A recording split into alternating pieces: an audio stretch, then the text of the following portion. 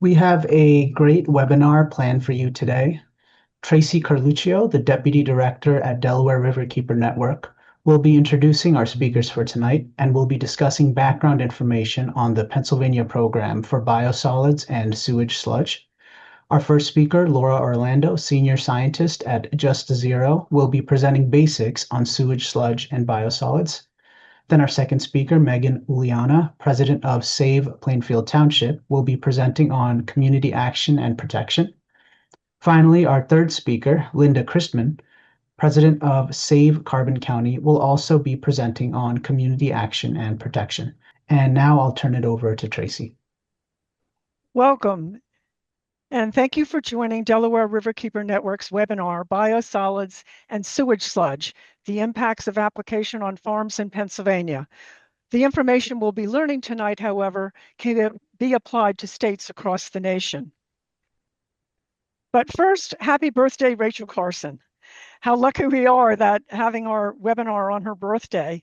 She's a celebrated author, particularly known for Silent Spring in 1962, which woke up our nation to the environment. It's on Rachel's shoulders that we stand here today in our struggle for clean water, clean air, and a healthy environment. Thank you, Rachel Carson. Next slide, please.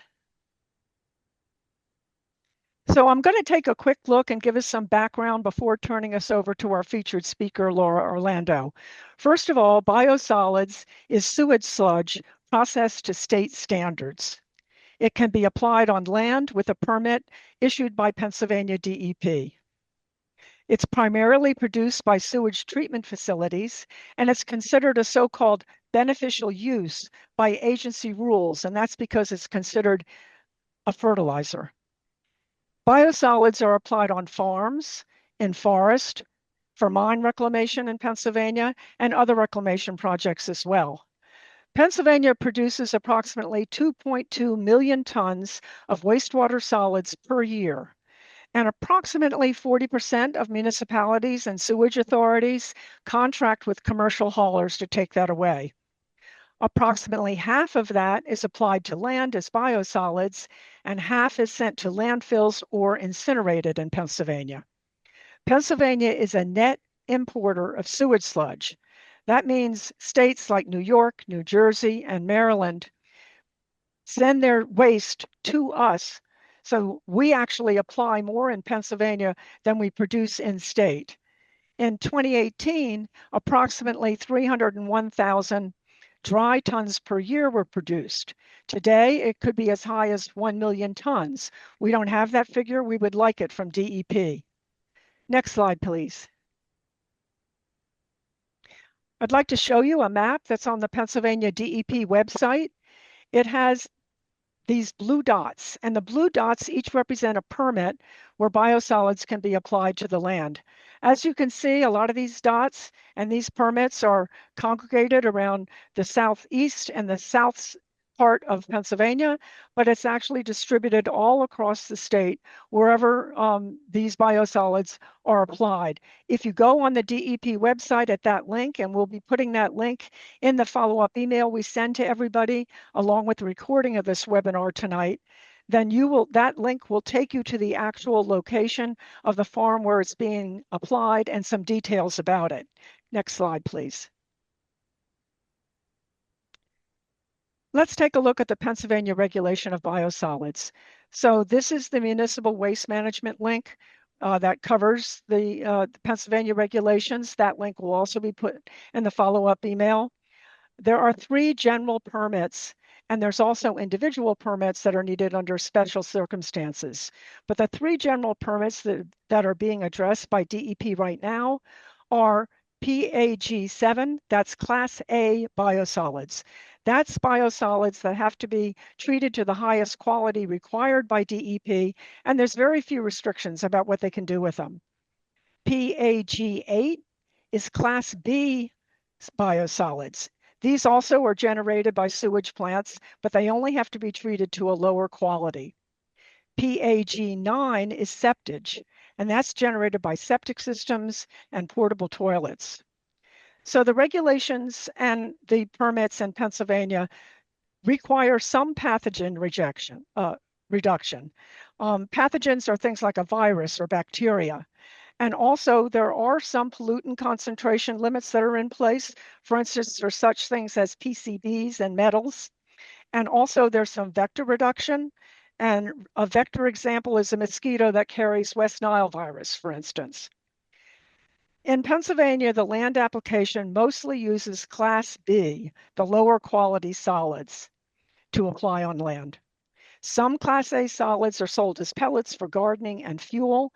And the biggest companies in Pennsylvania, which you see processing this and taking away and delivering the wastewater solids, are Synagro, Denali, and Birch Hydro. Next slide, please. So I want to take a minute here to look at what we expect to see in changes that are going to be proposed to DEP's general permits by DEP at the end of June. There are 4 areas that they're looking at. The first one is PFAS, or perfluorinated alkyl substances, forever chemicals. They will require monitoring. They are going to adopt some PFAS concentration limits, and they're going to require source reduction strategies. None of these are required today. Phosphorus is the second area. A P index is a calculation that's been developed by Penn State, and the goal of that is to reduce phosphorus runoff, which they know is a problem now from fields where biosolids are applied because these streams are over-enriched in phosphorus, causing pollution. The third area they're looking at is high-strength organic waste processing and blending. Now, this means the blending of other wastes, such as slaughterhouse waste or food waste, with biosolids by introducing them in the on-site digester at a sewage treatment facility. DEP says that this goal is to, quote unquote, incentivize energy production and waste reduction. The fourth and last area that they will be looking at is storage. And they're going to be proposing new standards for storage of biosolids prior to land application. And the goal of this is to minimize nutrient runoff and leaching, which is a problem today. I'd like to emphasize that there are no changes to the regulations being proposed by DEP, only to the general permits. It's a lighter lift for DEP to do this. Also, there is going to be a public comment period. We hear it will be they will probably say it's 45 days. We think it should be 60 to 90 days, but that public comment period will begin after the final publishing on around June 27th in the Pennsylvania Bulletin. At that time, we will find the precise revisions that will be revealed. But I'd like to add here that Delaware Riverkeeper Network attended DEP stakeholder meetings over the last few months, and these changes were discussed there. This morning was a wrap-up meeting, and we learned that DEP is planning to move ahead without a ban on biosolids application to land, and they expect to use what they call a tiered approach that will prohibit the application of biosolids that have greater than or equal to 100 UG per kilogram for PFOA and PFOS, and there will be no restrictions if the PFOA or the PFOS are less than 20 UG per kilogram. Those are parts per billion. There are 2 other tiers for measured levels in between, and we're not going to go into that now because we don't really have the time for it, but I would like you to know that Delaware Riverkeeper Network will have another webinar coming up soon to delve into those details. And once we know precisely what is advertised as the proposed changes to the permits. But I want to emphasize Delaware Riverkeeper Network does not agree that this tiered approach is protective of human health or the environment. Even though there are no limits on PFAS, there's no requirements of PFAS today in terms of biosolids in Pennsylvania. Pennsylvania can and must do better, and that's what we're fighting for. Okay, at this time, I'm going to be introducing our special speaker tonight, Laura Orlando. First, I want to tell you a little bit about her. Laura is the senior scientist at Just Zero, which is a nonprofit organization. Laura has an MPA from the Harvard Kennedy School and a BSc in civil engineering from University of Michigan. She leads all Just Zero's sewer-related work, translates engineering plans, and provides the organization's team with the science that they need. Laura works to open the black boxes through separating fact from fiction to show what science and technology can and cannot do. This is done through telling the stories of the waste stream and working with the public in the interest of health and well-being. Laura? Thank you for that introduction, Tracy. I want to thank the Delaware Riverkeepers Network for inviting me, and thank all of you for being on this call. Next slide, please. So let's get a little bit into what is sewage sludge, and you'll hear in this conversation from me, I will only refer to sewage sludge as sludge or sewage sludge. I won't refer to it as biosolids. They're the same thing. And particularly when we're talking about the contaminants that are in all sewage sludge, like forever chemicals, it doesn't matter whether we're talking about biosolids, which is treated sewage sludge. It's a regulatory public relations term. Even the EPA admits that they are the same thing.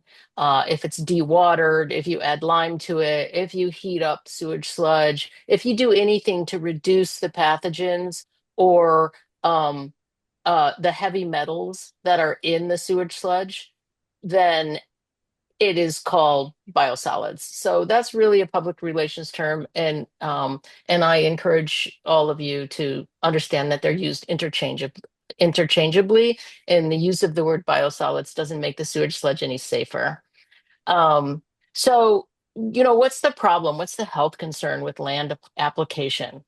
Um, Sewage sludge always contains forever chemicals. It always contains heavy metals, pharmaceuticals, pathogens, microplastics, which there's more and more data coming out about just large quantities of microplastics and nanoplastics in sludge, flame retardants, industrial chemicals, and thousands of other chemicals and contaminants. This is well known in the peer-reviewed research. It's known by the regulators. It's known by the EPA. But the only things that are regulated are pathogens, heavy metals, and odors. Since 1993, when the first sewage sludge regulations were promulgated by EPA, since 93, not a single additional chemical, not one, let alone a family of chemicals like PFAS, have been added to the sewage sludge regulations. So I'm going to talk a lot about PFAS, the forever chemicals, because they're human-made. They're not found in nature. They're always in sewage sludge. They're in sewage sludge in very high concentrations. And after land application, those PFAS, they transform in the soil. They transform into short chain, can transform into longer chain. And they enter our food. They enter crops. They enter water, surface water, groundwater, and they enter us when we drink that water or eat that food. And so, so it's really, really important to understand that all of the Pennsylvania sludge that's coming out of wastewater treatment plants has PFAS in it. And the exposure is linked to cancer, immune suppression, fertility and pregnancy problems, liver disease, thyroid disruption, elevated cholesterol, reduced vaccine response, and a host of other health problems that you or your neighbors don't want. And PFAS are called forever chemicals for a reason. They stay in the soil, they stay in the water unless they're removed with, for instance, reverse osmosis. Some are removed with filters or reverse osmosis or some other technology, and they continue to cycle through the environment. So prevention really is the story with regard to PFAS in the environment. We want to prevent PFAS from entering the environment. Next slide, please. So this is a little bit of busy slide, but I really want you to understand, what is sewage sludge? It's an unwanted byproduct of wastewater treatment. And households, industries, commercial enterprises, hospitals, stormwater runoff in an urban environment or in a town with a sewage system, that waste enters the sewage system. It's carried by water, and in the United States, it's brought to a wastewater treatment plant. The wastewater treatment plant has a permit, and that permit is focused on the treated wastewater that's leaving that plant. And the focus of the permit is to reduce the nutrient load of what's going out the outfall pipe. Too many nutrients in a receiving body of water causes changes in the aquatic ecosystem. The wastewater treatment plant is not designed for, nor can it be designed to impact the pollutants that are in the sewage sludge, which is a solid or semi-solid and sometimes liquid byproduct of sewage treatment. And it's mostly the microbial, bodies of microbes that are used to deal with those nutrients. It's also approximately 95 to 99% of the microplastics and nanoplastics that enter a wastewater treatment plant gravitate to the sewage sludge. Chemicals that don't like water, are hydrophobic, will move to the sewage sludge. So those solids, the sludge, those solids are in the way wastewater treatment plant is across the United States, an inevitable byproduct. And those solids are collected at the bottom of tanks, and it's processed inside the fence of the wastewater treatment plant, and sometimes additional processing outside of the fence of the wastewater treatment plant. And about 50% nationwide is applied to farms, used in landscaping, given away in bulk, or sometimes sold. And so it's really important to understand the wastewater treatment plant is not designed to treat or otherwise make sewage sludge safer or otherwise usable as a fertilizer. Next slide, please. So the land application of sludge is regulated under the Clean Water Act, and it's legal to put it on farms and gardens or forests or mining reclamation in every state but Maine and Connecticut. Millions of tons are bagged or sold and given away or spread on farms or other land every year. The biggest wastewater treatment plants, Philly, LA, Boston, Chicago, etc., generate the most sludge. So Boston wastewater treatment plant, we have one in Boston. It services 43 communities, and it generates 23% of the sewage sludge in the state. Philadelphia generates approximately 20% of all of the sewage sludge generated in Pennsylvania. In Boston, I live in Boston, so I'm going to focus on that a little bit to just give you some sense of this.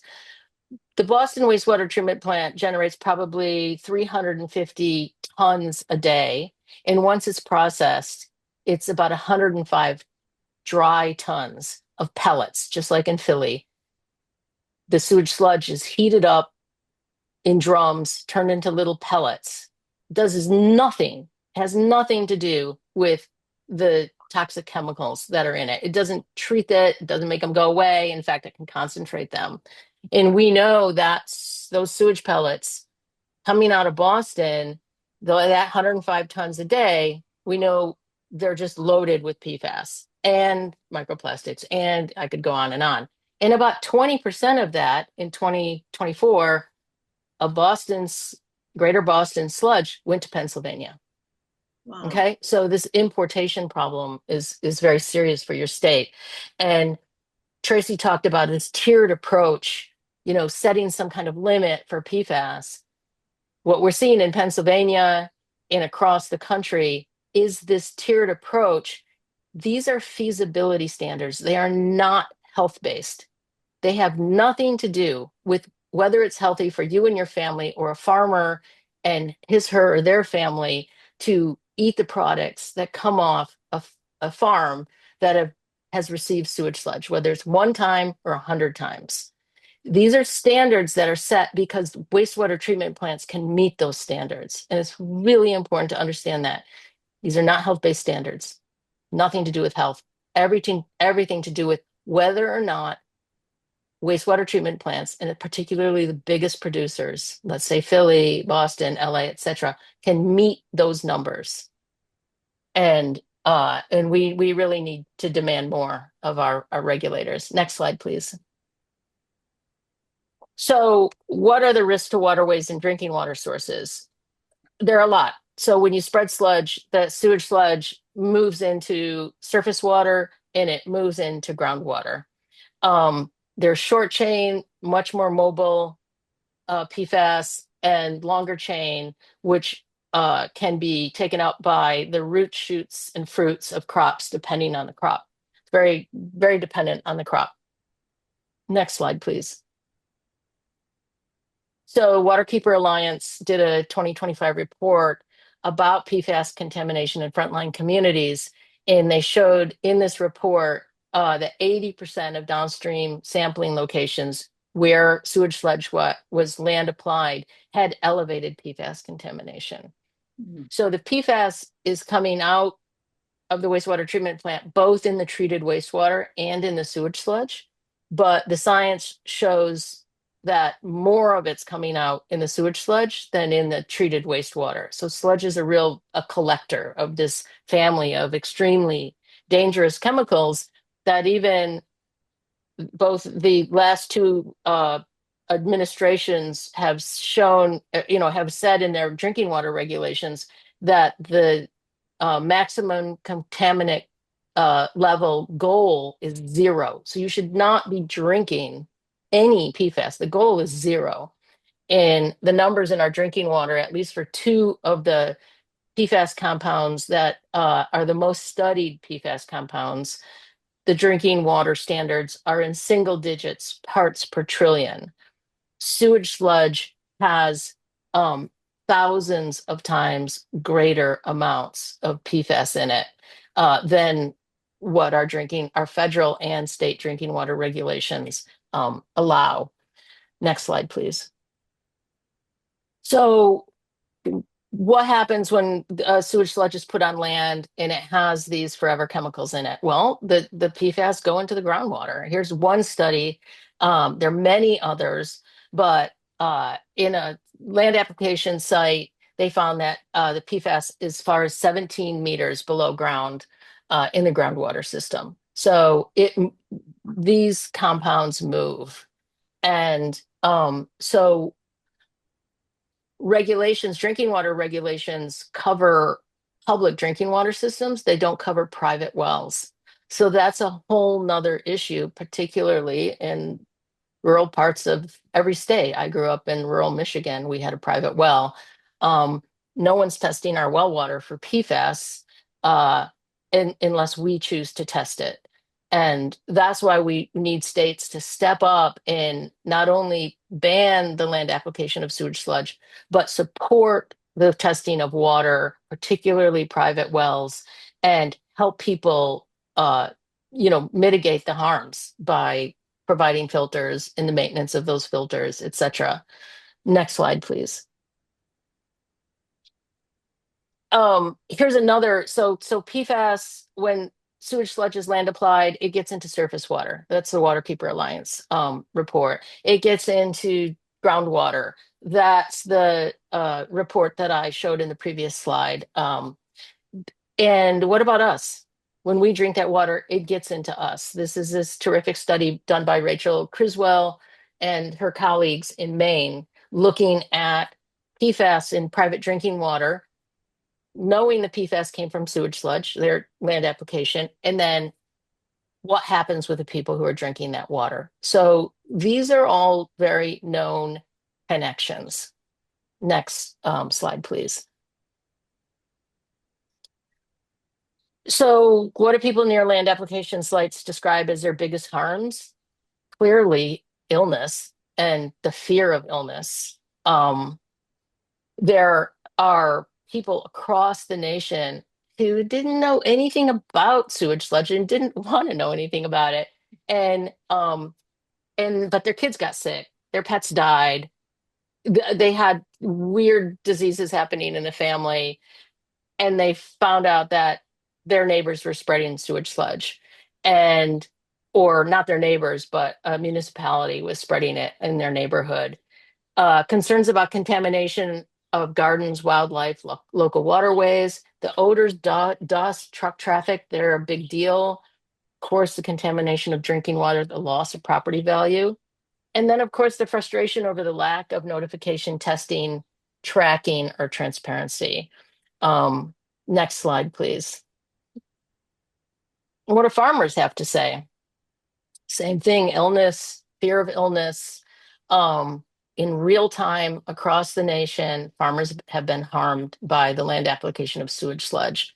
5 ranchers in Johnson County, Texas, are suing one of the largest sludge haulers and processors, a company called Synagro, that's wholly owned by Goldman Sachs, because this is good business, hauling and processing sewage sludge. And they've lost their livestock, they've lost their pets, their families are poisoned, and the sludge was spread near their ranches, not on their ranches. The uncertainty about cleanup costs and liability are a big deal. Frustration and anger about being told sewage sludge is safe. It's safe, it's beneficial. You can go to the EPA's website, you can go to Pennsylvania's website, other states' website, and you'll see this language. And worries about what does it mean to have long-term soil and water contamination. Soil contamination, we have no idea how to remove contaminants from soil without removing the soil. And there is no magic box we can put soil into and flip a button and remove the contaminants that are in sewage sludge. And PFAS, for example, the reason they're called forever chemicals is they don't break down. They'll be there for centuries. Um, and an example of where we see the spotlight in Maine that was put on contaminated farms. We know that dairy farms have been impacted. We know that the milk has been impacted. That it's led to dumping of milk, herd losses, farm closures, and as a result, Maine in 2022 banned the land application of sewage sludge. Next slide, please. Um, and I'll get to Maine in just a second, but Maine banned the land application of sludge, but it also supported its farmers by creating a fund, $60 million and counting, impacted farmers, and really rallied around this problem, faced it, and took action to support their farmers, to support their food, and to support people who've been impacted by this practice. What are people doing in Maine and elsewhere? They're organizing nationally, they're organizing statewide, they're organizing locally. I think we're going to hear more about that in a minute. There's a national coalition that I'm engaged with called the Coalition for Sludge-Free Land. Delaware River Keepers Network is a part of that. There's 40 other organizations and counting, supporting legislation to ban this, or restrict the spreading of sludge, filing lawsuits, asking for PFAS testing, mapping, really having an understanding of what the sludge landscape, if you will, looks like. The next slide, please. And then in Maine, like I said, they didn't just ban sludge, but they provided financial support. They're doing terrific research on, well, what do you do? Can you grow something on a PFAS impacted farm? PFAS impacted because of sludge spreading. They're looking at they're telling that 5 farms cannot grow any crops because they're so PFAS contaminated. And industry has been going around talking about how Maine sludge is different than other states' sludge because of the paper mills there. This is not true. Paper mill sludge or residuals is highly contaminated with PFAS. No doubt should never be used as a fertilizer or land applied or mixed with sewage sludge. But municipal sewage sludge is what was causing the problem in the vast majority of the sites identified in Maine as problematic sites. Next slide, please. How can you engage? You know, I think Tracy and others are going to talk about this, but get engaged for one, pay attention, submit written comments, go to public hearings. If you're scared, tell your lawmakers you're scared. These are poisons that none of us want to be exposed to. Ask your agencies to require more monitoring, tracking, make things transparent, make them available to the public. Make that data available to the public. Organize and help write legislation or advocate for legislation that gives a moratorium or preferably a ban on land application of sludge. The next slide. And, my colleagues and I helped write a legislative toolkit at Just Zero. Here's the link, but it's kind of a how-to. You don't have to reinvent the wheel when you're writing legislation that bans or restricts the land application of sludge. And so if you're interested in that, anyone on the call, please, look at that. And you're always welcome to reach out to me. I think Tracy's going to put my contact information up, and it was on the first slide. And one thing I do want to address is you say, okay, why is this happening? Like, why are they spreading a material that is always toxic? And a mentor of mine once said, follow the money. And there's a lot of money to be made in the hauling, processing, and disposal of sewage sludge. And that is particularly at the large sludge producers in Philadelphia and Boston. I talked about both. It's this one company that services both. It's called Synagro. And the contract in Philly is a 20+ year contract for $590 million. In Boston, the new contract in 2023 for 10 years is $230 million. That's a lot of money. And you can go all around the country and see numbers like that. And when we want to responsibly manage sewage sludge and make sure it's not going on farms and gardens, what that means is it's going to cost money, but that money's going to go in different pockets. It's all taxpayer money. But we want it to go in pockets that are going to protect our public health, and it's going to protect our environment. And I'll end with that. But I really look forward to your questions, and thanks a lot for being here. Thank you, Laura. We very much appreciate your participation, and we'll be coming back to you during our question and answer session. At this time, I'd like to turn it over to our two community representatives. But first, I want to tell you a little bit about them first. Megan Uliana is a resident in Northampton County.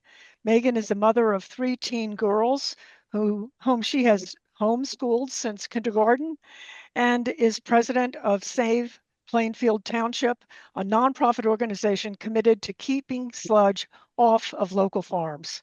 She's passionate about environmental stewardship and says that she's proud to collaborate with us to protect the Delaware River, her community, and the environment. And I'm also going to introduce Linda Chrisman now, and then Megan will be followed by Linda. Linda Chrisman is a resident of Carbon County, Pennsylvania. Linda organized Save Carbon County in 2007, and she is president of this very active organization with over 100 members. They've been working on stopping the use of sewage sludge as fertilizer for some time, among other projects in Carbon County and beyond. Linda spent working for most of her career in California as director of planning development, to city administrator, to executive officer for a fire department. She finished her career as assistant county administrator for Marin County, managing projects up to $26 million. She retired in 2004, moved to Pennsylvania, and 3 years later became totally engaged in fighting the Penny's gas pipeline, which is when she formed Save Carbon County. The Penny's pipeline project was successfully stopped. So at this time, I'll first turn it over to Megan, and then she'll kick it over to Linda. Thank you, Megan. Thank you. Good evening, everyone. I am on the board of a grassroots neighborhood group known as Save Plainfield Township. The organization was started in 2022, shortly after the Nazareth Borough Municipal Authority wastewater treatment plant purchased an 80-plus acre preserved farm in neighboring Plainfield Township to dispose of its sewer sludge outside its borders. The purchase was quiet and it was a private deal between an aging Plainfield Township farmer and the authority. There was no pre-notification to the township, and the neighbors we were surprised and shocked when the sale was made. After the purchase, it was made known that the authority intended to spread, or you might call it dump, a byproduct produced by their facility called Class B sludge, biosolids. Residents and neighbors who surrounded the 80-plus acre farm purchased by the authority immediately mobilized. We expressed our concerns to the authority against any kind of sludge dumping on this preserved farm for a variety of reasons, including its environmental impact. This effort gained the attention and support of our township's board of supervisors, since the township also has property that neighbors this preserved farm. During the ensuing years, many residents have attended the authority's monthly meetings to voice our concerns about the effects that the sludge would have on the hilly terrain of the farm, its farm crops, its water table, the effects on the neighboring wells. All of us out here are on well water. The water runoff into a perennial stream that enters exceptional value wetlands, the Little Bushkill River, and ultimately the Bushkill Creek, where many citizens fish trout, and ultimately the Delaware River. Odor, truck traffic, and the effects on wildlife have also been concerns, as is the overall quality of life for all the residents in this area. The township property next to the farm hosts thousands of people every year at our farmers fair, and there's also a playground and athletics field nearby that hosts thousands of children's sports activities: baseball, softball, soccer, cross country. To date, the authority has disregarded all residents' concerns, citing cost, landfill constraints, and other concerns. In April of 2024, the authority's chairman, Werner Fornos, was quoted as saying, "We're not going away," and that a resolution will likely require court action. So his view has been that way, and that what they are doing is just completely legal and under the current PA DEP regulations. Others would say the DEP permitting process and existing existing regulations are antiquated, as noted from recent PA legislative efforts and even more current DEP stakeholder meetings. Interestingly, the authority note that they are not required by existing regulations to test for PFAS, so they don't test, since that would be very costly. You know, it's important to note too that this authority, they purchased this land after they sold a 53-acre farm adjacent to their facility for $53 million. So they were dumping for 20 years at this other farm that, and they sold it for $53 million to a warehouse. So, you know, as Laura was saying, like, there's money in it. Like, this little town wastewater treatment plant has a lot of money. To be able to do things other than just buy a farm in another town and take care of their own town sludge. The authority is endeavoring to extend their previously approved permit under PAG 08, which was mentioned earlier, to the new 80-acre farm. The PAG 08 permits were originally issued in 2009 and administratively extended several times. In September 2023, residents surrounding the farm received 30-day notice letters from Judy Johnston of Material Matters, informing us that sludge would be land applied on this farm.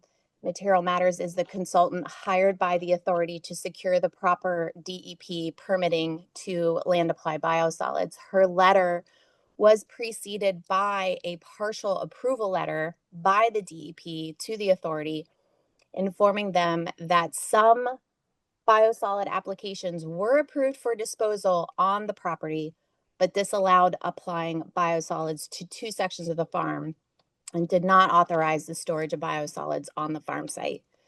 In October 2023, Plainfield Township, our own Board of Supervisors, filed an appeal to the PA's Environmental Hearing Board against permitting to land apply the sludge.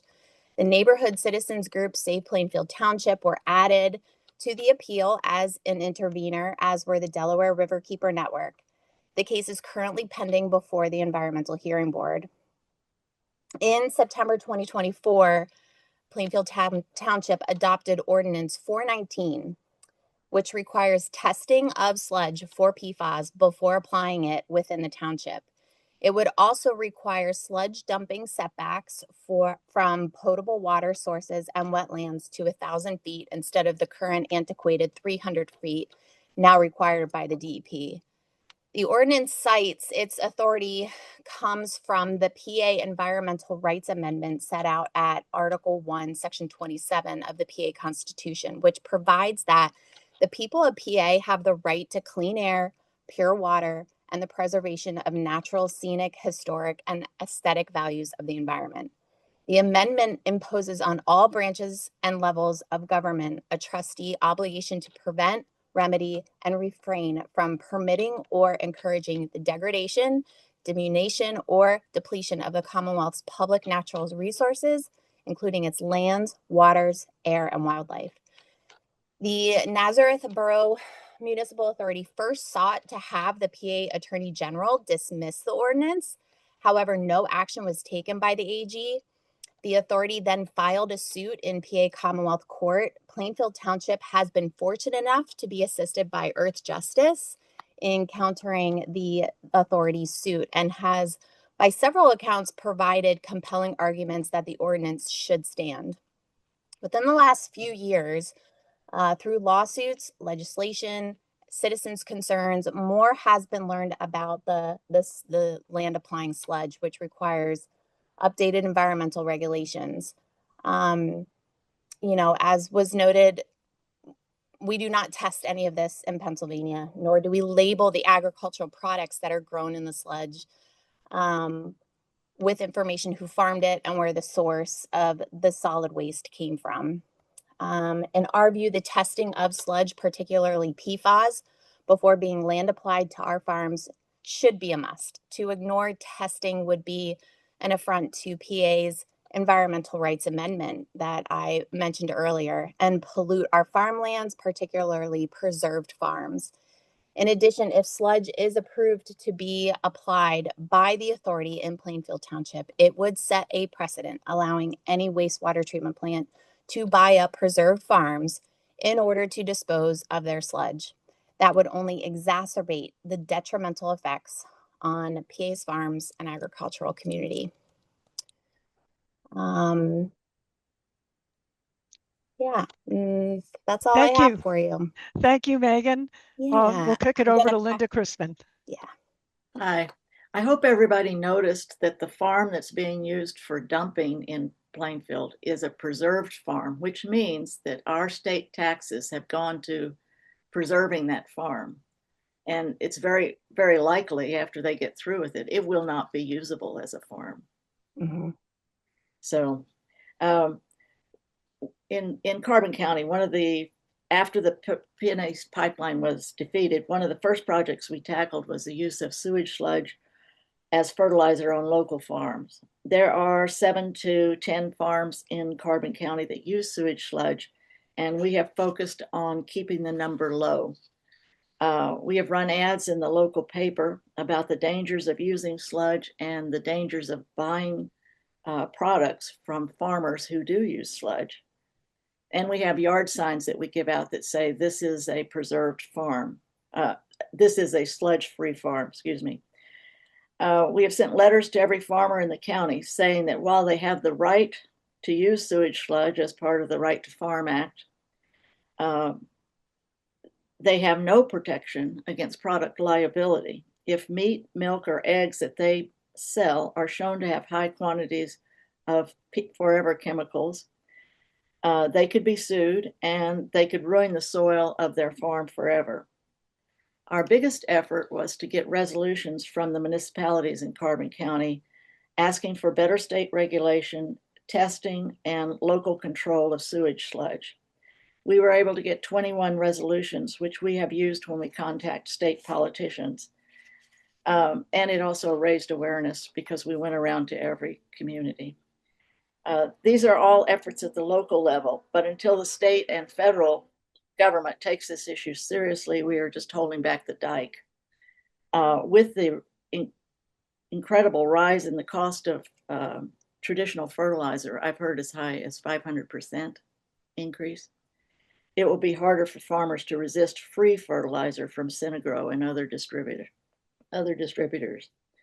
I would like to add one case study or example. Palmerton, which is in Carbon County, has drinking water that was found to have 3 times the amount of PFAs allowed by the state. And this problem is very much the result of sewage sludge. Because of the pollution from a former zinc processing plant, Palmerton is a Superfund site. In order to remediate the last of the lost vegetation on the Palmerton slope of the Blue Mountain, the EPA authorized and encouraged the use of sewage sludge mixed with fly ash as fertilizer on the slope. The municipal wells are located at the bottom of that slope. The EPA has done testing and have determined that the use of sludge was the likely problem for the municipal wells. And I think that's a very clear example of the problems of using sewage sludge. And that's it. Thank you very much, Linda. So I'm now going to kick it over to Jairus, who's going to moderate the Q&A. Go ahead, Jairus. Thank you, Tracy. Yeah, we did get a couple questions. The first one seems like more of a regulation question, so Tracy, you might want to answer this. If the source of PFAS is not the sewer system, why are we not focusing our efforts on PFAS bans? Seems like the horse is out of the barn if we focus on sewage sludge. Well, sewage sludge is one of the pathways of pollution that PFAS uses to get into the environment. So it's not the only pathway, but it's one of the important pathways. It really wasn't recognized by anybody until recent years that it was such a potent pathway. And PFAS has been regulated by 10 states, actually 11 states now, by establishing drinking water standards. And in doing that, they started testing around the state and finding, gee, where is this PFAS coming from? Because it's important to have maximum contaminant levels or safe drinking water standards to protect people from being exposed to PFAS in their drinking water, which is the main source of PFAS contamination for folks. But it's also very important to identify the sources, because if you don't identify the source, you can't stop it. And you will forever just be trying to bail water out of a bathtub that's filling up because you won't be able to get rid of the source of the contamination. Remember, as Laura explains, these are forever chemicals. So as a result of the sampling that has been done in Pennsylvania, they found out that there were areas where PFAS was being found at high levels in surface water and groundwater. And there was no manufacturing source around. There was no airport. There was no military facility. There were none of the expected places that they had identified as possible sources when they first put out their map of where the expected sources were in Pennsylvania. So once they identified that biosolids, sewage sludge, as Laura correctly calls it, are a source of PFAS, and they're a very important and substantial source that are contaminating drinking water and the environment, both groundwater and surface water, then Pennsylvania DEP, along with other states, realized they had to do something. Now, DEP is doing the light lift. They're not doing what they should be doing, which would be to absolutely ban the application of sewage sludge to farms. They're only looking at 4 areas in the 3 general permits, and they're really only looking at the 2 general permits. They're not making any changes to the septage. So at this point, we will be advocating through the points that we put together in our next webinar, once we see the precise language of the proposed changes to the permits in Pennsylvania, we will be putting together various points that people can make. And one of them would be, let's ban it. And if you're not going to ban it, then let's effectively ban it. That is, put in place standards that means that if you have PFAS in your biosolids, you cannot apply it to the land. So we'll go into more of those details at our webinar. We only don't have a lot of time left, but I hope that does address some of what you were just asking about. If anyone wants to add to that, go ahead. You know, an inevitable question is, what do you do with it, right? You don't put a toxic product like sewage sludge that's just teeming with contaminants, including PFAS, onto farmland, or you don't put it in your garden. You contain it in a engineered landfill, and then you work on volume reduction and you work on producing less sludge. You can't prevent sludge from being produced in the current wastewater treatment systems we have. But prevention, prevention, prevention. I think Rachel Carson would agree with us. Prevention, you don't spread the toxicants around because you don't have the creative imagination to figure out what to do with it. And again, you got to remember, money is already being spent to do the wrong thing. Billions of dollars are being spent to do the wrong thing. Spend the money to do the right thing. And all that money is coming out of our pockets, the taxpayers' pockets. So let's do the right thing. This next question, the next 2 I can sort of put together. Aside from an outright ban, and you all have seemed to answer this as well, but aside from an outright ban of sewage sludge land application, are there other solutions which local municipalities and sewage sludge generators and appliers can use? Should we do the same as Maine, for example, or demand cities stop making sludge altogether?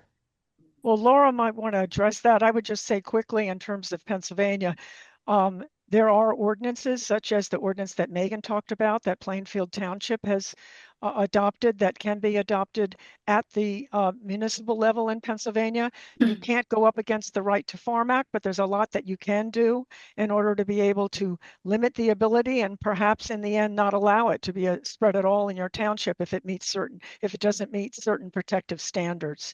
So there are things that you can do. But Laura, did you want to add to that? Sure, I think the local bans are really important. New York State has 6 of them. We just got our first one last week. Williamstown, Massachusetts banned the land application of sludge or sludge-derived products.